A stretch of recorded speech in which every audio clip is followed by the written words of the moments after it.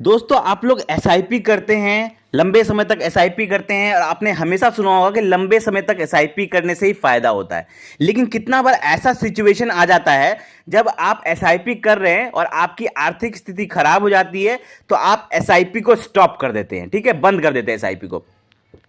ऐसा सिचुएशन किसी के साथ भी आ सकता है। एसआईपी चल रहा है, उन्होंने 5,000 की एसआईपी कर रहे हैं या 10,000 की एसआईपी कर रहे हैं, कितने की भी एसआईपी कर रहे हैं, उनकी आर्थिक स्थिति किसी भी कारण से खराब हो गई और उन्होंने एसआईपी को रोक दिया। तो अगर आप एसआईपी को रोक देते हैं और पैसे नहीं निकालते तो क्या वो पैसा आपको कंपाउंड होकर क्या पैसा अच्छा बना के दे सकता है या नहीं? तो अगर हम एसआईपी चला रहे हैं और किसी आर्थिक स्थिति के कारण हम एसआईपी कंटिन्यू नहीं कर पाए, एसआईपी को हमने बंद कर दिया लेकिन पैसे नहीं निकाले, तो मेरे इन्वेस्टमेंट का क्या होगा? ये एक बहुत अच्छा मैं आपको सवाल लेके आया हूँ। ये ऐसा सवाल हमारे पास आया था संदीप मल्लिक जी का। उन्होंने हमसे कहा था कि सर मेरे पास अब पैसे नहीं है इन्वेस्टमेंट करने को, मेरी आर्थिक स्थिति खराब है, तो मैं एसआईपी को विड्रॉ तो नहीं कर रहा, मैं बंद कर दे रहा हूँ और मैं इसे छोड़ दूंगा, तो क्या मुझे इससे कोई फ़ायदा मिलेगा या कोई फ़ायदा नहीं मिलेगा, मुझे पैसे निकाल लेने चाहिए या मैं पैसे को छोड़ दूं?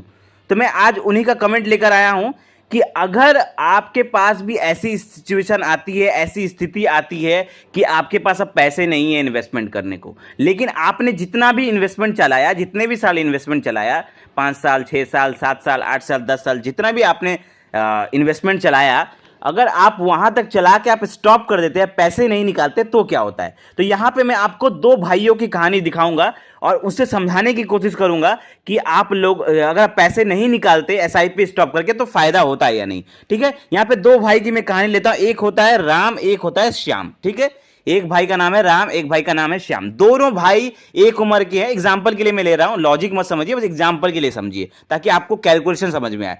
तो 2 भाई है राम और श्याम। दोनों की उम्र है 30 साल। दोनों की उम्र 30 साल है। ठीक है, दोनों ने 30 साल की उम्र में एसआईपी स्टार्ट किया। राम ने भी एसआईपी स्टार्ट किया 5,000 की, श्याम ने भी एसआईपी स्टार्ट किया 5,000 की। राम ने भी उसी फंड में इन्वेस्ट किया, श्याम ने भी उसी फंड में इन्वेस्ट किया। सब कुछ सेम सेम है, इन्वेस्टमेंट अमाउंट भी सेम है, यहां पर आपका फंड भी सेम है, सही एक ही टाइम पर इन्वेस्टमेंट किया, सब कुछ सेम है। ठीक है, अब क्या किया राम ने? क्या किया? एसआईपी स्टार्ट किया और 10 साल एसआईपी चलाया। 10 साल एसआईपी चलाया, लेकिन आर्थिक स्थिति खराब होने के कारण राम ने क्या किया? 10 साल एसआईपी चलाया और उसके बाद बंद कर दिया। तो 10 साल में राम के पास कितना पैसा होगा? राम ने 5,000 की एसआईपी चलाई 10 साल के लिए, तो उनका इन्वेस्टमेंट आपके स्क्रीन पर दिख रहा होगा कैलकुलेशन। तो राम ने 10 साल एसआईपी चलाया और उनका पैसा जमा हुआ 6 लाख रुपए, 5,000 करके उनका पॉकेट से जो पैसा जमा हुआ वो 6 लाख रुपए हुआ। और चलिए रेट ऑफ रिटर्न हम सबसे कम पकड़ते हैं, ज्यादा नहीं पकड़ेंगे एकदम। ठीक है, लोग पूछते सर इतना रिटर्न का, चलिए 12% का रिटर्न तो आता है ना, चलिए 12% का रिटर्न ही पकड़ते हैं, बहुत ज्यादा नहीं पकड़ते। इतना तो आता ही है म्यूचुअल फंड में, कोई दिक्कत ही नहीं है। 15% से ऊपर का आता है, थोड़े से अभी अच्छे फंड में इन्वेस्ट करेंगे 15% से ऊपर का आता है। चलिए हम फिर भी कैलकुलेशन के लिए 12% का रिटर्न पकड़ते हैं। ठीक है, तो 12% का रिटर्न पकड़ा तो वैल्यू उनको मिल रहा है 11,61,000 रुपए। ठीक है, तो राम ने क्या किया? 10 साल एसआईपी चलाया 5,000 की, तो उनको 12% का रेट ऑफ रिटर्न से उनका वैल्यू बन रहा है 11,60,000 रुपए। तो राम ने क्या किया? 11,60,000 रुपए निकाल लिया। ठीक है, वहीं पर श्याम ने क्या किया? श्याम भी सेम इन्वेस्टमेंट चला था, श्याम का भी उतना ही वैल्यू होगा 10 साल के बाद। तो श्याम ने क्या किया? श्याम, दोनों भाई का आर्थिक स्थिति खराब हुआ एक ही टाइम पर, और राम ने क्या किया? 10 साल एसआईपी चलाया और पैसे निकाल लिए। लेकिन श्याम का भी स्थिति वही है, श्याम भी 5,000 रुपए की एसआईपी कर रहा है 10 साल तक, उसका भी इन्वेस्टमेंट अमाउंट 6 लाख रुपया है और उसका वैल्यू बना 11,61,000 रुपए। लेकिन राम ने क्या किया? राम ने क्या किया? पैसे नहीं निकाले, एसआईपी को स्टॉप करके छोड़ दिया। बोला है छोड़ो, पैसे अभी नहीं निकालेंगे, छोड़ देते हैं इसी में, एसआईपी में छोड़ देते हैं, पैसा यहीं पे रखेगा, बाद में जरूरत पड़ेगा तब निकालेंगे। तो राम ने तो पूरा पैसा निकाल के अपना यूज कर लिया किसी काम में, लेकिन श्याम ने क्या किया? पैसा नहीं निकाला, उसी में छोड़ दिया।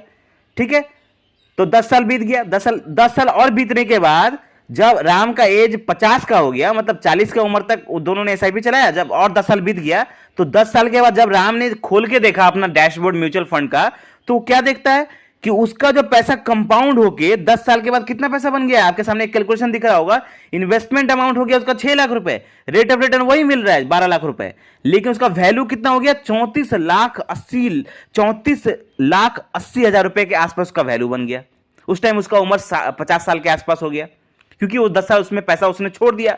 राम ने पैसा निकाल लिया था 11,61,000, इसने 11,61,000 छोड़ दिया था, तो वैल्यू कंपाउंड होके बन गया 34,80,000 रुपए के आसपास। कैसे बन गया?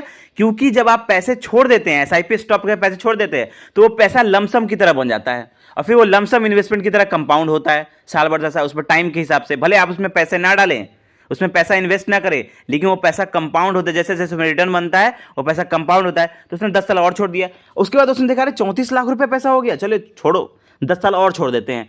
और उसने सोचा कि रिटायरमेंट के टाइम पैसा निकालेंगे, तो जब वो 60 साल की उम्र हो जाएगा तब वो पैसा निकालेगा, उसने ये सोचा, तो उसने और 10 साल छोड़ दिया। तो आपके सामने कैलकुलेशन दिख रहा होगा, 10 साल और छोड़ा तो उसका वैल्यू देखिए कितना है, पैसा इन्वेस्टमेंट अमाउंट वही है 6 लाख रुपए।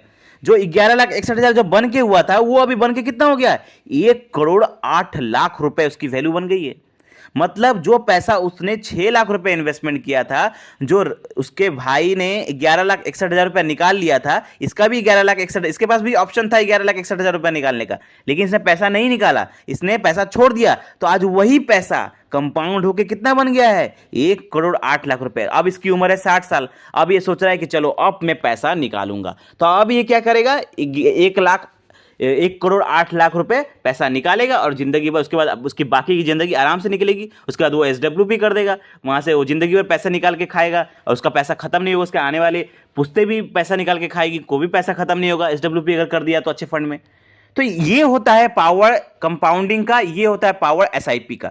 तो अगर आप SIP करते हैं तो एक भी चीज मैं आपको बता दूं, तो अगर आप बाई चांस ऐसी स्थिति है खराब, एक तो SIP स्टॉप नहीं करना चाहिए आपको, कंटिन्यू करेंगे तो आपको फायदा ही फायदा है, कोई दिक्कत की बात नहीं है। लेकिन ऐसा सिचुएशन किसी के लाइफ में आ सकता है कि नौकरी छूट गई या बिजनेस में लॉस हो गया या कुछ ऐसा हो गया जिसके कारण उनकी स्थिति बहुत खराब हो गई कि अब वो SIP नहीं चला सकते। तो भैया अगर आप SIP नहीं चला सकते तो एक काम करिए, आप SIP को भले स्टॉप कर दीजिए लेकिन पैसा मत निकालिए, पैसा मत निकालिए, पैसा को टाइम दीजिए कंपाउंड होने का, 10 साल 20 साल छोड़ दीजिए, उसके बाद देखिए वो पैसा आपको कितना बढ़िया कंपाउंड बना के देता है, क्योंकि यहाँ पे कंपाउंडिंग काम करती है। तो इससे एक चीज आपको सबक मिलती है, इस कैलकुलेशन से, इस कहानी से आपको ये सबक मिलती है कि जितना हो सके SIP को कंटिन्यू करिए, जितना हो सके। भले आपके पास पैसे अगर नहीं है तो SIP भले बंद कर दीजिए, लेकिन कोशिश करिए कि जितना लंबे समय तक आप इसको टान सके, जितने लंबे समय तक आप SIP को चला सके उतना फायदा है, क्योंकि यहां पर टाइम के हिसाब से पैसा मिलता है। अगर आप ऐसे अपने पैसे को टाइम देंगे कि कंपाउंड होने का, तो वो आपको बहुत बड़ा पैसा बना के देता है। मैं हमेशा कहता हूं कि SIP investment, mutual fund investment एक ऐसा क्रिकेट मैच है, एक ऐसा टेस्ट क्रिकेट मैच है जहां पर जिसकी पिच पर आप जितना ज्यादा देर तक टिके रहेंगे ना, उतना ज्यादा आप रन बनाएंगे, उतना ज्यादा प्रॉफिट कमाएंगे। तो आई होप आपको ये वीडियो अच्छा लगा होगा। मन में कोई डाउट है, कोई क्वेश्चन है तो कमेंट करें।